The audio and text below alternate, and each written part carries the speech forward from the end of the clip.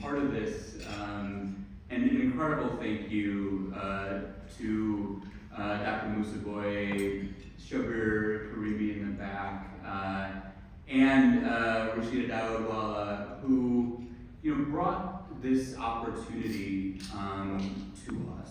The idea that, well, how can we bring community together in ways to talk about critical, important issues in public health? And as a pediatrician, no issue is more important than the health of our children.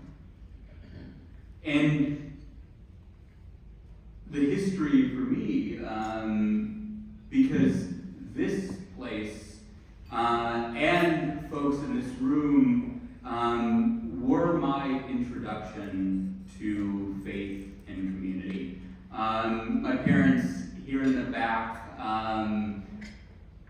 this was a place where I was introduced to all that faith could bring, but also some of the challenges in which embedding those complex faiths in our multicultural, unique society, right? The idea of being not only Indian in America, but Muslim in America.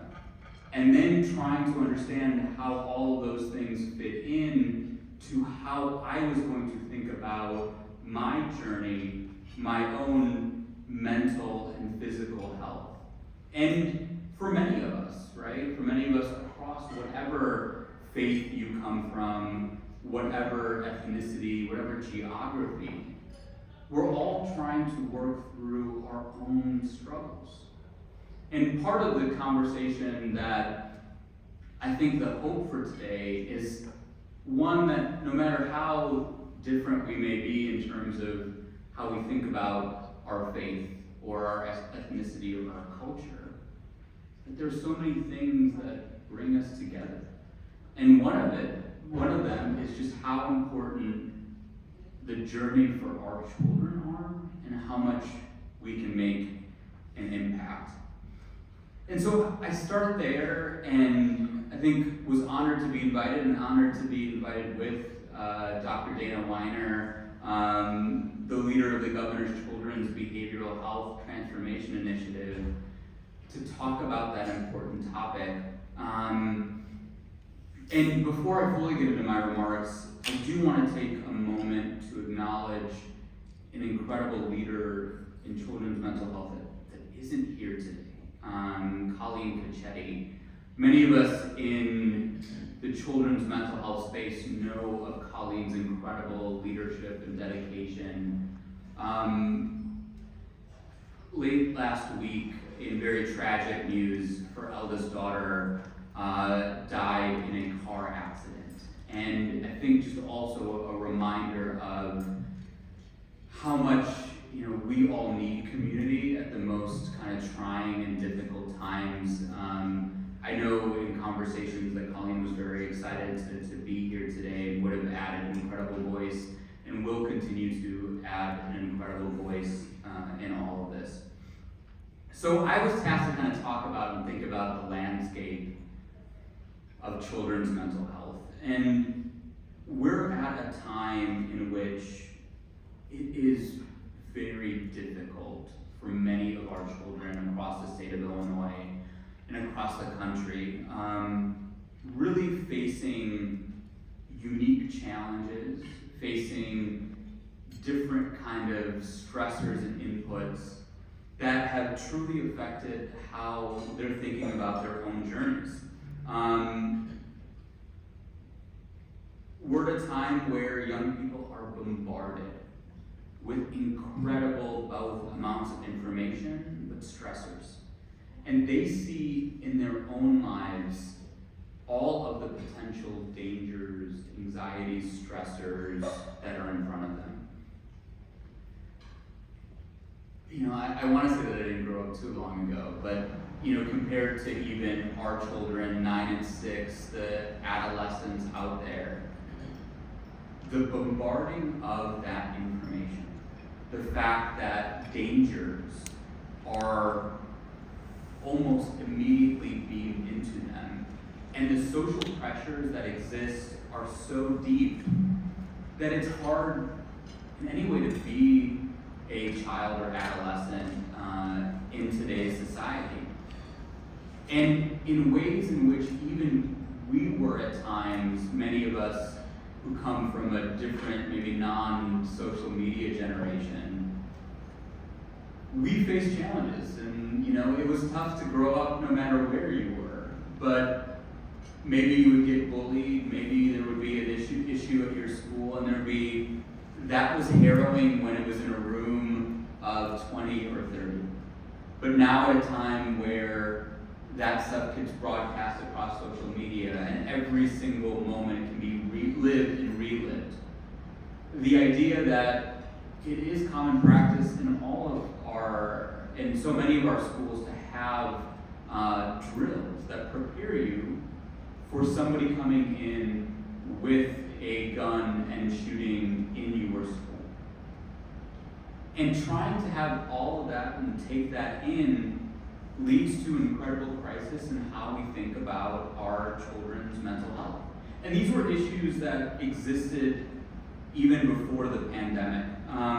I'm going to share just sort of some stats with all of you that from 2009 to 2019, the proportion of high school students reporting persistent feelings of sadness or hopelessness increased by 40%. In 2019, 1 in 3 high school students and half of female students reported persistent feelings of sadness or hopelessness, an overall additional increase of 40% from 2009. That share seriously considering attempting suicide increased by 36%. Those that were creating a suicide plan increased by 44%. Between 2011 and 2015, youth psychiatric visits to emergency departments for depression, anxiety, and behavioral challenges increased by 28%. And then between 2007 and 2018, suicide rates among youth ages 10 to 24 in the U.S. increased by 57%.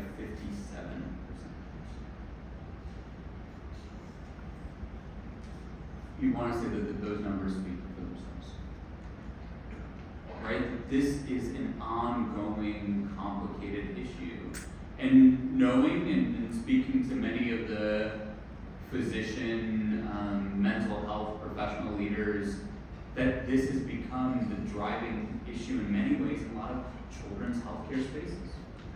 This is what is bringing people into the emergency rooms. This is what's creating burdens of care. And we know that it's also not being treated equally across all genders or all races and ethnicities. Girls are more diagnosed with anxiety, depression, or an eating disorder. Boys are more likely to die by suicide or diagnosed with ADHD. For Black children, suicide rates continue to increase, and Black children are nearly twice as likely to die from suicide than white children. And the challenges of those most socioeconomically disadvantaged, those growing up in poverty, are 2 to 3 times more likely to develop mental health conditions than peers with higher socioeconomic conditions. And so this was all before the pandemic. And so then what happened, right? We have a phenomenal global changing event that took many of those cherished items, including, right, congregating in places of worship, and took those areas in which we could socialize, build community. Schools were shut down. And all of a sudden, children, that social isolation, that anxiety, that learning loss, the ability to have normal patterns and routines, play sports, have their access to healthcare, behavioral support, social services, all of that went away. And that's not even to mention how so many children faced parents or caregivers diagnosed with COVID, fell severely ill, the economic instability that affected so many families during the pandemic. and that impact of our youth, right, and their families created the Surgeon General for the first time in 2021 putting out an advisory on protecting youth mental health. Now, you can say that the good news was, well, the issue got so bad that people started talking about it, right? And if you can call that a silver lining, I'm not sure how much it's anything to be proud of, but also an acknowledgement that this issue had to be talked about. It has to be talked about all the time in different ways because of the effects that it was having. And it wasn't just a small subset or a particular ethnic group. Now every single family was facing these kind of unique and troubled challenges.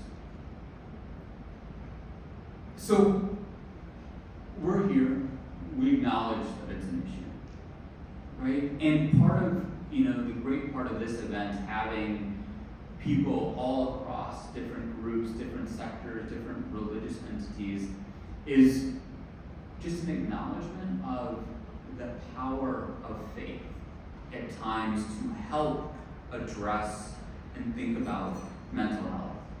But while also acknowledging at times that religion, such a powerful role, but there can also be unique challenges that we need to think about as we develop the right solutions. And credit to Dr. Musabai for sharing his personal story, right? Because it isn't often a time that these kinds of conversations could happen, right? There was this feeling that if I brought those things to the surface, would I be criticized? Would I be stigmatized, right? And that's something in our own families, that's something that we face in our different professions.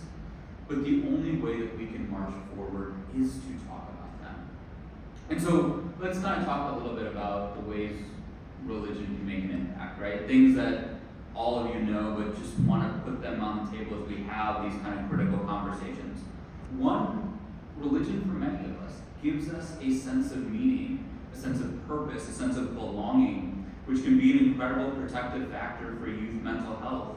Religious involvement often includes participation in religious activities. It can promote community engagement and such that powerful sense of connection that is really needed in these challenging times. Religion also teaches many of us coping mechanisms, how we can offer adolescents a framework for coping with stress and anxiety. Faith for many can provide comfort, hope, spiritual guidance during the hardest of challenges. Religious faiths, they come from often a foundation, almost no matter what faith you practice, of these moral frameworks. They promote ethical values, compassion, altruism. These values can foster things like empathy, pro-social behavior, and a sense of responsibility. They also can promote a sense of identity, right? In a trying time where many of us are trying to figure out during our youth, even into our adulthood, well, who am I? What is my purpose? How am I going to make an impact? Right? Religion can create that sense of personal identity. And we know that religion can be a place that can bring family, right? Around common rituals, common understanding. But it would be unfair not to acknowledge that for all of us, there are sometimes those challenging times, right? That with religion, for some, there can be that religious strain. People who maybe struggle with particular beliefs, they have conflicts with certain doctrine. There's discrepancies between personal beliefs and religious teachings that can cause and contribute to mental health challenges. We just talked about that stigmatization and the exclusion that even when not practiced by an entire community, certain segments that can be real and cause challenges. And then in extreme religious practices, that can be a place for religious trauma. And knowing that religion can be such a force of power and good, but acknowledging that sometimes it creates a distance. And for certain groups and certain people, it creates even worse challenges. And partly, here we think about it, and one of the things, recently there was a big report by the called Illinois Muslims Needs, Assets, and Opportunities. And it was a group with the Illinois Muslim Civic Coalition, the Institute for Social Policy and Understanding, and UIC's Institute for Civil Policy and Engagement. And one of the core themes was that often in the Muslim community, although the experience of mental illness is similar to the general public, the seeking of mental health assistance is much lower.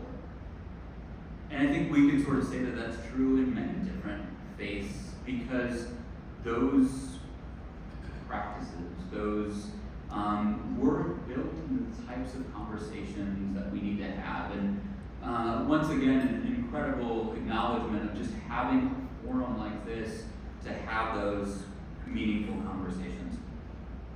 So often, and you'll hear from Dr. Weiner too, is, well, what can be done and what is being done by the state of Illinois, by government, to make an impact? And I think we both feel honored to be working for a governor who has put a lot of effort and attention to mental and behavioral health, but even more boldly said that children's mental and behavioral health shouldn't be grouped into just one overall picture, that it was different and unique, and it needed its own set of importance and leadership in bringing complex systems together. And so I'll leave Dr. Weiner to talk about that in a little bit more detail, but want to talk about just a few things that, from the public health side, that maybe not this entire group is familiar with, right?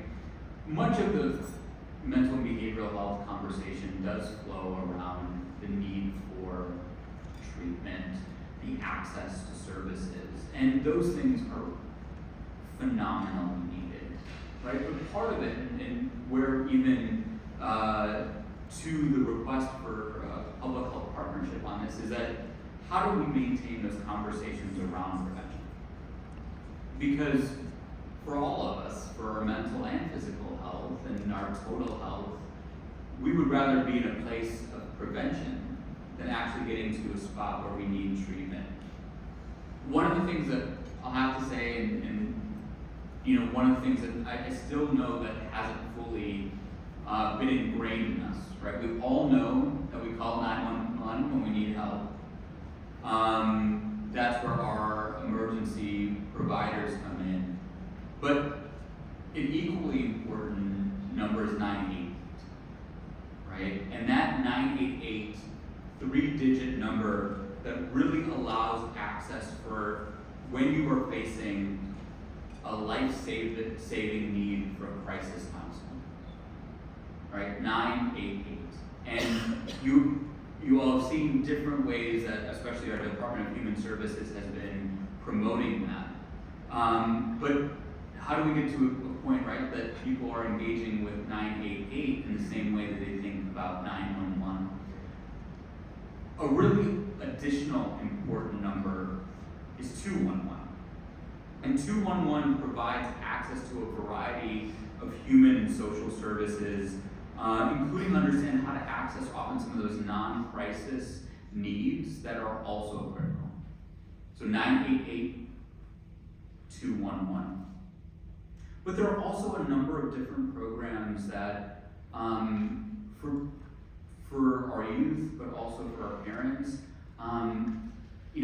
things that the state of Illinois is investing in. One is increasingly school-based health centers. So we have Dr. Lisa Macinter here. She heads our Office of Women's Health and Family Services.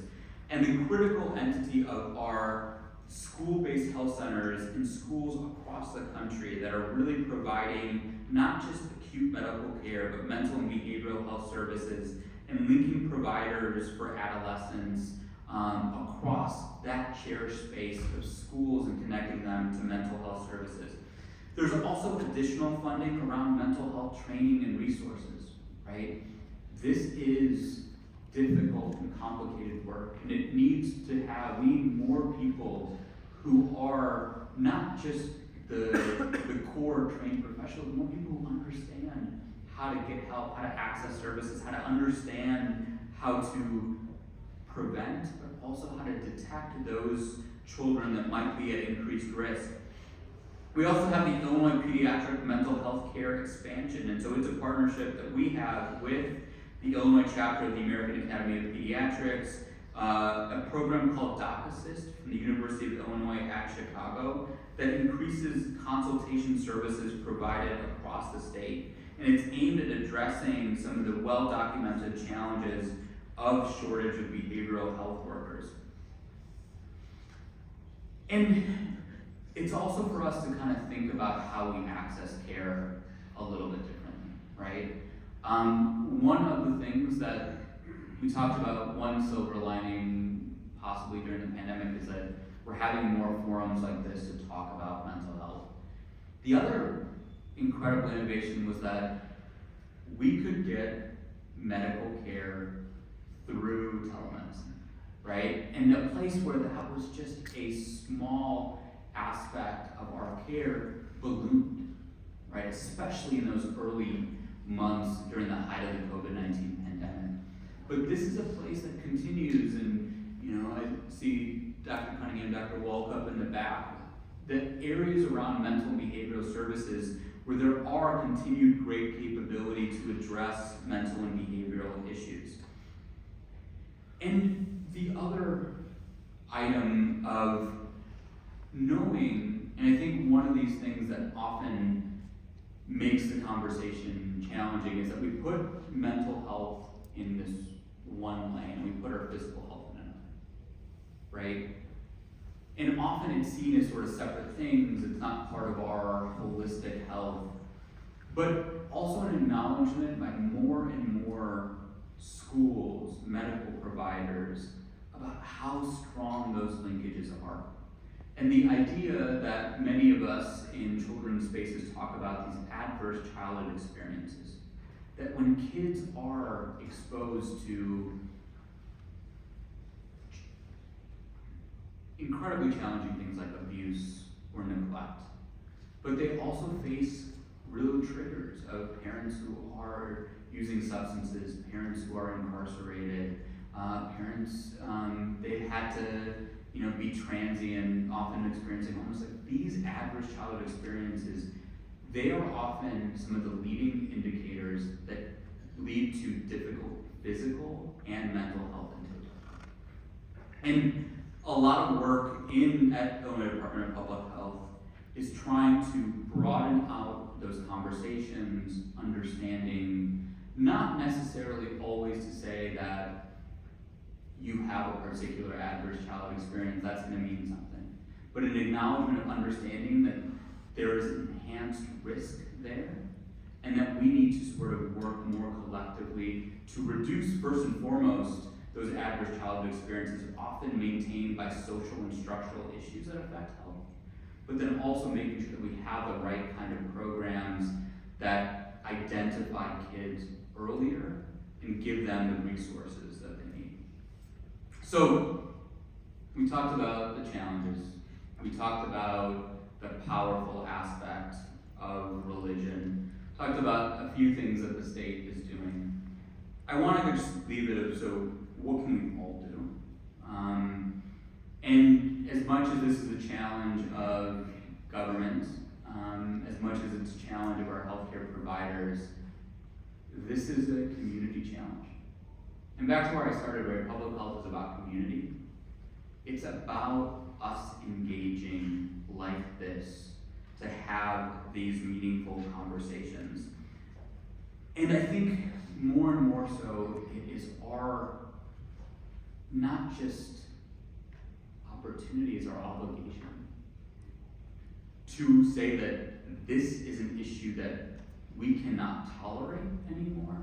It is an issue that we need to invest the massive amount of resources And that even if it is not an issue in my family, to Dr. Musaboy's point, it is an issue in your friend's family, in your neighbor's family, in members of community like this.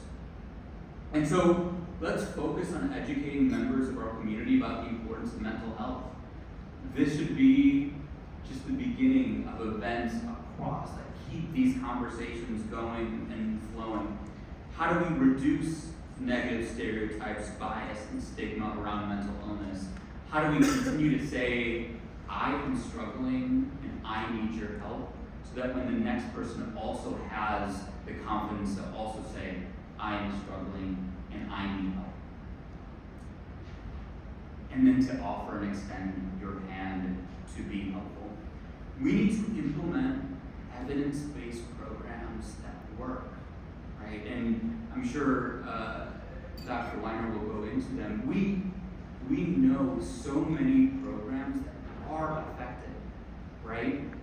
We need to figure out how to bring those into our communities, how to think about that in the types of partnerships that give us the funding, that allow us to move forward, and really not say, well, this is one siloed issue, but it really has to be a comprehensive issue. You know, I come from an academic background before my government work, and it's great to say that you have an evidence-based program. We also need to take the opportunity to make sure to say that this evidence-based program is also working with measurements in our community, right? We can't just have a program and say, well, this is fantastic, it worked incredible in this study in Seattle, and then we brought it to Bolingbrook.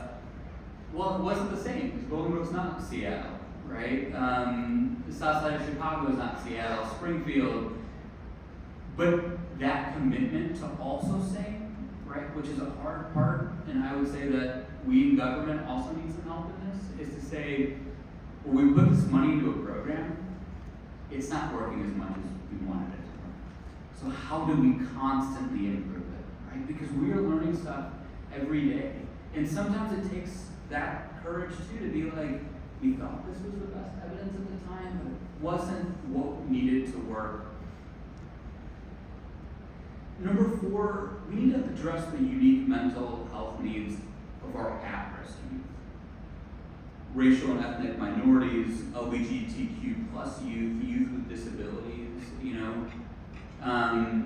Part of that experience that I shared to the start, that there was often a challenge in my own journey of like, well, when was I putting on my American hat? When was I putting on my Muslim hat?